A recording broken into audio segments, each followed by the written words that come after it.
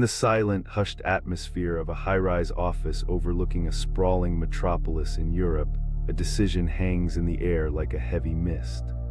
The lights are dimmed, the glowing screens cast long shadows against the mahogany furniture, and the only sound is the rhythmic, almost mechanical hum of the ventilation system. A leader sits at the head of a massive table, surrounded by stacks of reports, analytical data, and performance projections that suggest a clear, logical path forward. To any outside observer, the choice is obvious. The numbers align, the logic is sound, and the strategy is robust.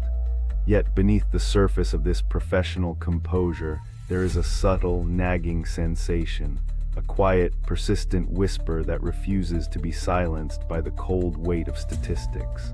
It is a feeling that doesn't belong in a spreadsheet, a flicker of doubt that cannot be explained by any graph. This is the threshold where logic meets something far more ancient and profound. It is the moment when the mind says yes, but the soul hesitates. This invisible guide, often dismissed in the fast-paced world of global commerce and governance, is the primary subject of a leader's secret arsenal. It is the intuition, the silent partner that has accompanied every great figure throughout history, often acting as the final arbiter between a catastrophic mistake and a legendary success.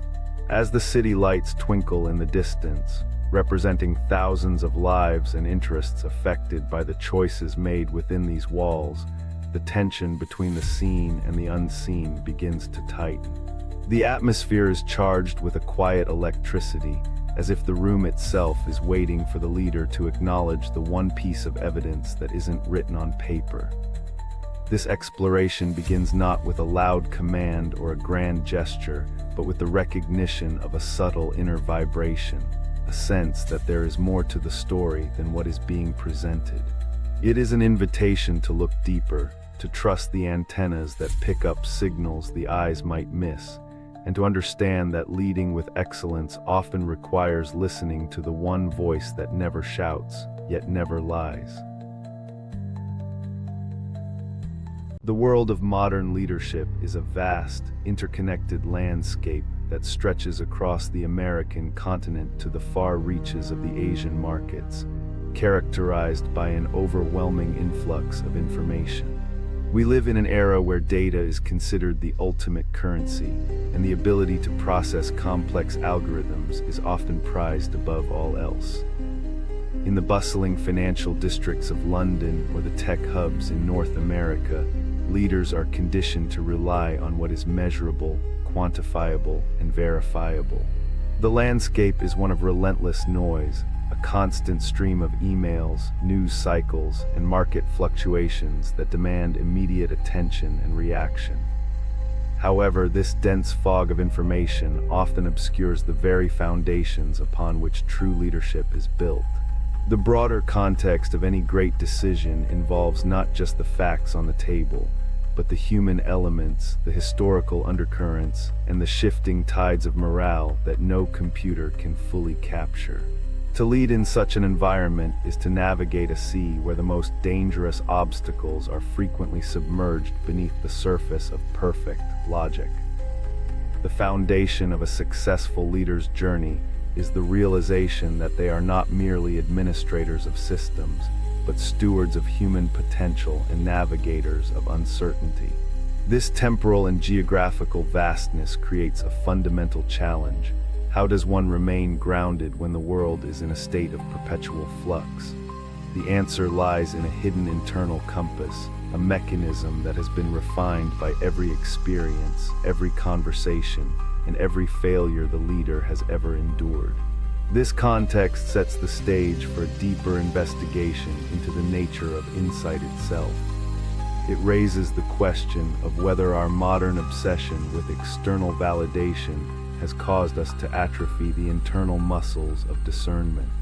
As we look at the global landscape of leadership today, from struggling governments in the West to rapidly evolving corporations in the East, a central tension emerges. It is the struggle between the pressure to be rationally right and the courage to be intuitively wise. This tension is the driving force behind the story of every leader who has ever stood at a crossroads, sensing that the path less traveled, the one suggested by a gut feeling, might be the only one that leads to the true summit. At the heart of this narrative is the figure of the leader, an individual who stands as a bridge between the cold demands of the organizational machine and the warm, often unpredictable reality of the people they guide. This leader is not defined by a title or a corner office, but by a specific internal struggle, the dialogue between the head and the heart. The protagonist of this journey is anyone who has ever felt the weight of responsibility, whether they are managing a small volunteer group in a local community or overseeing a multinational bank in England. The central conflict arises from the antennas, those invisible, highly sensitive receptors that every person possesses but few truly master. These antennas provide a sense of the unseen. They are the sixth sense that signals when a negotiation is tilting toward deception, even when the words being spoken are smooth and reassuring. Imagine a scene in a sterile interview room where a candidate sits across from a hiring manager. The candidate's resume is a masterpiece of achievement. Their answers are polished, their references are impeccable, and their technical skills are exactly what the company needs. On paper, they are the perfect choice.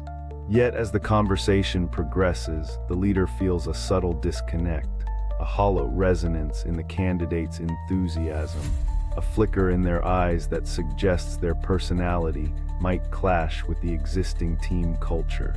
This is the introduction of the essential tension, the conflict between the evidence of the eyes and the evidence of the instinct.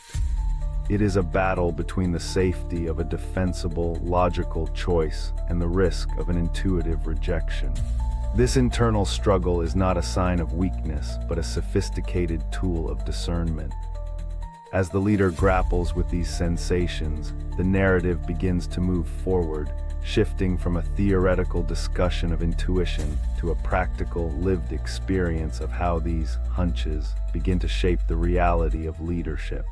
The story starts to evolve as the leader realizes that ignoring these signals often leads to a slow, painful erosion of trust and efficacy, marking the beginning of a transformative realization about the true nature of power and perception. As the narrative deepens, the stakes begin to rise, and the quiet whispers of intuition grow louder against the backdrop of mounting pressure. In the world of leadership, the cost of a wrong decision is rarely contained. It ripples outward, affecting livelihoods, morale, and the future of entire organizations. The friction between logic and instinct becomes more pronounced as the leader encounters situations where the sensible outcome feels increasingly like a trap. Consider a high-stakes negotiation taking place in a boardroom in Latin America. Every clause has been vetted by lawyers, every financial projection has been triple-checked by accountants, and the partnership seems to promise unprecedented growth. However, there is a recurring knot in the leader's stomach every time a certain partner speaks. It is a physical manifestation of an unspoken truth. The conceptual stakes are raised here. If the leader follows the logic, they may secure a short-term win but inherit a long-term disaster. If they follow their gut and walk away, they face the immediate criticism of peers, investors, and stakeholders who see only the missed opportunity, not the avoided catastrophe. This rising tension is further complicated by the reality of human behavior. People in professional settings often wear masks. They hide their true intentions, their fears, and their personal conflicts behind a veneer of competence.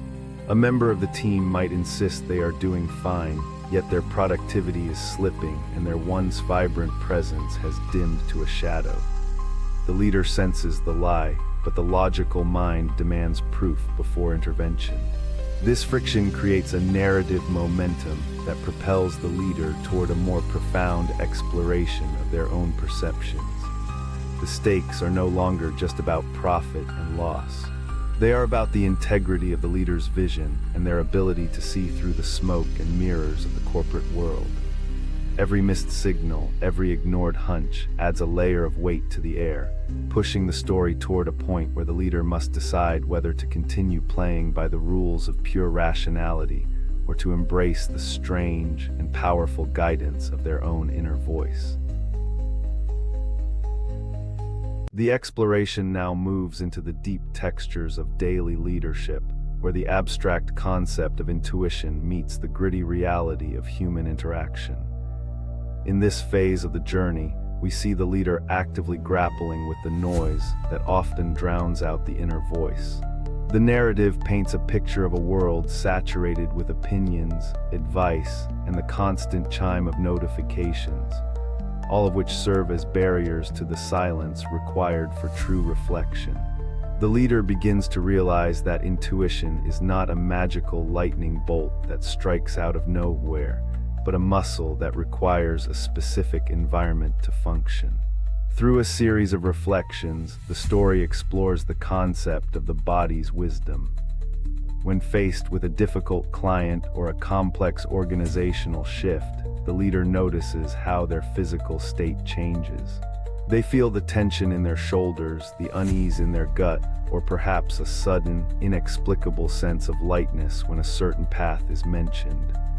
These are not merely biological reactions, they are the language of intuition. The narrative delves into the moments of inspiration that occur away from the desk, perhaps while driving through the countryside or walking along a windswept beach in Spain. It is in these moments when the conscious mind is distracted by a simple task that the sixth sense often delivers the answer to a problem that has been plaguing the office for weeks. The leader begins to see that their intuition is like a master weaver, taking threads of past experiences, subtle observations, and emotional intelligence to create a tapestry of understanding that logic alone could never produce. This development is marked by a shift in the leader's approach. They start to value the second opinion provided by their own heart. They learn to ask themselves not just what does the data say, but how does this decision sit with me? This intellectual and emotional progression brings a new rhythm to the story, a slower, more deliberate pace where the leader begins to cultivate the silence necessary to hear the whispers of their own wisdom, moving closer to a way of being that is both more authentic and more effective. However, the path of the intuitive leader is rarely smooth, and a significant complication soon arises: the conflict between intuition and the desire for popularity. In the professional world, especially in the structured environments of Europe and North America, gut feelings are often viewed with skepticism, if not outright derision. A leader who pauses a major project or questions a popular candidate based on an uncomfortable feeling risks being seen as erratic, irrational, or even strange. This introduces a new layer of conflict: the fear of social and professional isolation. The leader finds themselves in a position where their internal compass points in a direction that is diametrically opposed to the consensus of the group. This is the moment where the narrative tests the character of the protagonist. To follow intuition is to potentially become an outcast in one's own boardroom. The tension is palpable as the leader stands before their team, sensing a deep-seated issue that everyone else is choosing to ignore. Perhaps there is an internal rot within the team dynamic, a lack of interaction, a hidden resentment that is poisoning the culture. But because the metrics of performance are still being met, the team resists any change. The leader is pushed to a point of unresolved tension. Do they speak their truth and risk the malvisto, the bad look, or do they remain silent and allow the hidden problem to fester? The narrative explores the weight of this silence. It is a heavy, suffocating pressure. The complication is further deepened by the realization that intuition can be clouded by one's own biases or fears. How does the leader distinguish between a genuine sixth sense and a simple fear of the unknown? This question adds a layer of intellectual rigor to the story, challenging the leader to look even deeper into themselves. They must strip away the ego, the desire to be liked, and the noise of their own anxieties to find the pure signal beneath. The narrative reaches a peak of tension as the leader realizes that true leadership is not a popularity contest, but a lonely journey of doing what is right, especially when they are in the minority. As the story approaches its turning point, the intensity of the situation reaches a fever pitch. The pressure to conform to a logical, yet fundamentally flawed, path becomes almost unbearable. In the American continent or any major global hub, the deadline for a massive decision is looming. The head has already made up its mind, the contracts are drafted, the stakeholders are waiting for the final signature, and the momentum is like a runaway train. Yet the leader's internal antennas are vibrating with a frequency of pure alarm. The stakes have reached their zenith. It is no longer just about a single hire or a small contract. It is about the very soul of the organization and the leader's own self-respect. The weight of what is about to happen hangs over the narrative like a gathering storm. Every detail is magnified. The ticking of the clock on the wall, the expectant faces of the colleagues around the table, the cold sweat on the leader's palms. The story emphasizes the sense of inevitability, the feeling that the moment of truth has arrived and cannot be deferred any longer. The leader finds themselves in a quiet moment of reflection before the final meeting, perhaps standing by a window and looking out at the city, or sitting in a park in England, seeking one last breath of clarity. The mounting pressure is not just external, it is an internal demand for integrity. The realization is crystallizing. To ignore the intuition now would be a betrayal of the very essence of their leadership. The air is thick with the sense that a transformation is about to occur. The narrative build-up is meticulous, focusing on the emotional and psychological preparation required to take a stand. The leader understands that the logical path is the path of least resistance, but the intuitive path is the path of truth. As they turn away from the window and head toward the boardroom, the sense of impending confrontation is total. The stage is set for a revelation that will redefine everything they thought they knew about power, decision-making, and the courage required to lead from the inside out. The climax of the story unfolds in the high-pressure environment of the final decision-making session. The room is filled with the influential voices of Europe or Latin America, each pushing for the outcome that logic dictates. The leader stands at the center of this storm, listening to the final arguments, the persuasive rhetoric, and the overwhelming evidence of the rational choice. But in this critical moment, the internal voice finally breaks through the noise with undeniable clarity. It is not a shout, but a profound, resonant no that vibrates through the leader's entire being. Reaching deep into their core, the leader takes a breath and with a calm that surprises everyone in the room, voices their concerns. They share the feelings and preoccupations that have been haunting them, acknowledging that while the numbers look perfect, the heart does not agree. They speak of the intangible risks, the cultural misalignments, and the hidden dangers that only their intuition has perceived. This is the emotional peak of the chapter, the moment of radical vulnerability and immense strength. The reaction is immediate. There is a collective gasp, a ripple of confusion, and then a heavy, challenging silence. The leader is, for a moment, entirely alone in their conviction.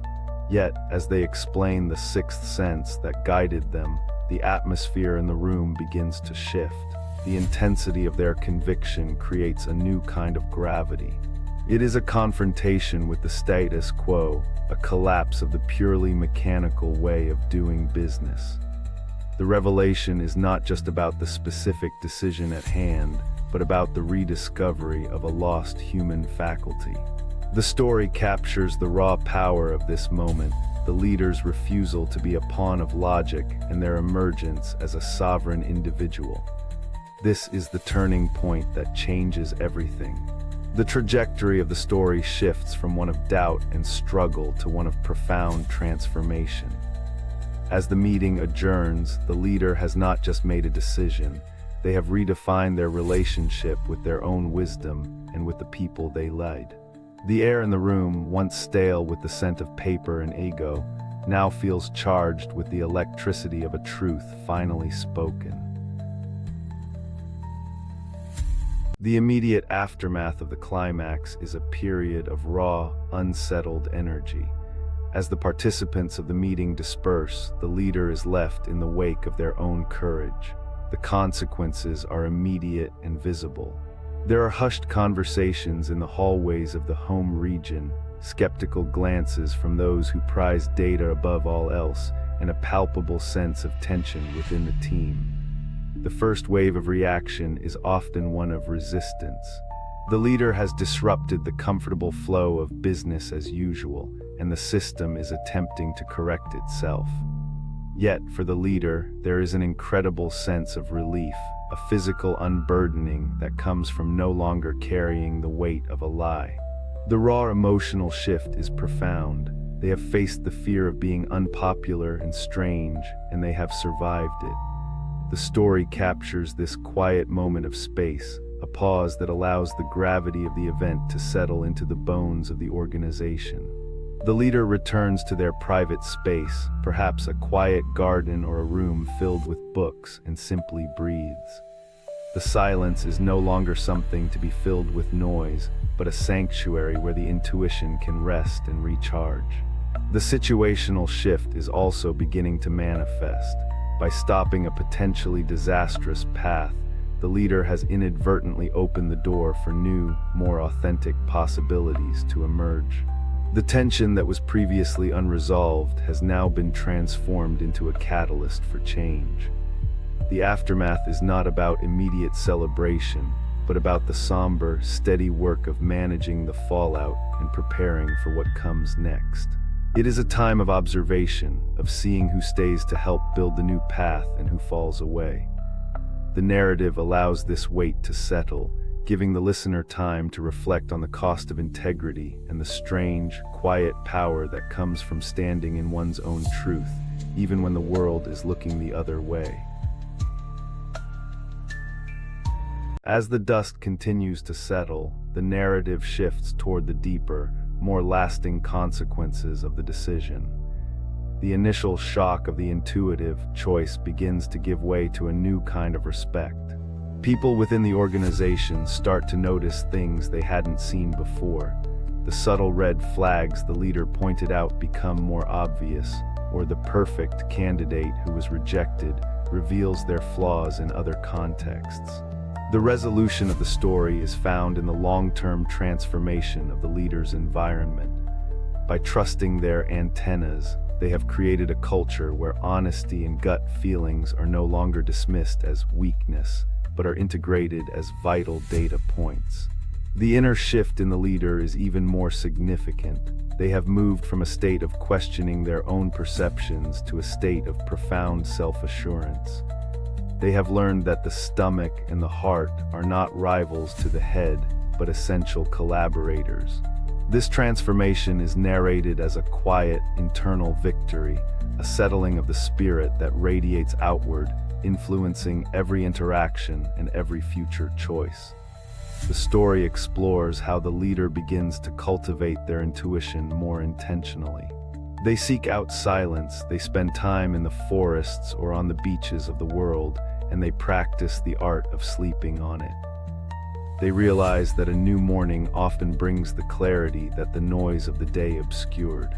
The narrative transitions smoothly toward a conclusion, illustrating how the leader's success is no longer tied solely to their analytical prowess, but to the depth of their character and the sharpness of their instincts. The unpopularity they once feared has been replaced by a more profound and lasting trust from their followers. The lesson is clear. A leader who trusts themselves is a leader who can be trusted by others. The aftermath is a landscape of increased clarity, where the complexities of the world are navigated with a steadiness that can only come from an aligned heart and mind. Drawing the various threads of the narrative together, we arrive at a coherent reflection on the broader significance of the intuitive journey. The story of the leader who listens to their inner voice is not just a tale of corporate decision-making. It is a philosophical inquiry into the nature of human wisdom. It illuminates the idea that we are far more than the sum of the data we process. The thematic significance of the antennas is revealed. They are our connection to the deeper rhythms of life, the parts of ourselves that sense the truth before the mind can articulate it. In a world that is increasingly complex and challenging, whether in the public sectors of England or the startups of Latin America, the reliance on pure logic is a form of blindness. True leadership requires the ability to see in the dark, to sense the wind before it becomes a storm, and to recognize the perfect resume that hides a fractured spirit. The narrative synthesizes the various scenes, the negotiation, the interview, the drive through nature, into a single, resonant idea. That intuition is the ultimate tool for navigating the human condition. It is what allows a leader to be not just a manager of tasks, but a shepherd of souls. The journey from doubt to trust is presented as an essential rite of passage for anyone who wishes to lead with excellence. The synthesis explores the balance between the head and the heart, suggesting that the greatest leaders are those who can integrate both. The narrative reflects on the idea that our thoughts, actions, and words throughout life prepare us for these moments of decision. Every experience we've had is stored within our intuition, waiting to be called upon. This resonant idea prepares the listener for the final closing message, that the most powerful guide a leader will ever have is the one they were born with, and that the greatest achievement of any leader is the courage to finally and fully listen to it. The narrative concludes with a final, evocative reflection that lingers in the mind like the final notes of a grand symphony. It leaves the listener with the understanding that leadership is not a destination to be reached, but a continuous practice of awareness and alignment. The essence of the entire journey is captured in the simple, yet profound realization that we must never ignore our instincts regarding a situation, a decision, or a person. The closing moments of the story emphasize the transformative power of this trust. It is a call to move through the world with antennas fully extended, sensitive to the subtle shifts in the human landscape. The final message is one of empowerment. The tools for success are already within us, woven into our very being. The narrative encourages a departure from the frantic need for immediate, logical certainty and an embrace of the quiet, patient wisdom of the soul. As the story ends, the listener is left in a state of contemplation, reflecting on their own gut failings and the moments they might have ignored them in the past. There is a sense of clarity, a realization that the most sensible choice is not always the right one, and that the heart often knows things that the head has yet to discover. The final image is one of a leader standing tall, not because they have all the answers, but because they have the courage to listen to the questions being asked by their own intuition. This closing insight serves as a reminder that in the grand theater of life and leadership, our most faithful companion is our own inner voice. The story leaves us with a sense of peace and a renewed commitment to the authentic, intuitive path. It is a quiet, powerful ending that celebrates the human spirit's ability to find its own way through the noise of the world, leaving a legacy of wisdom, integrity, and true success for all who follow.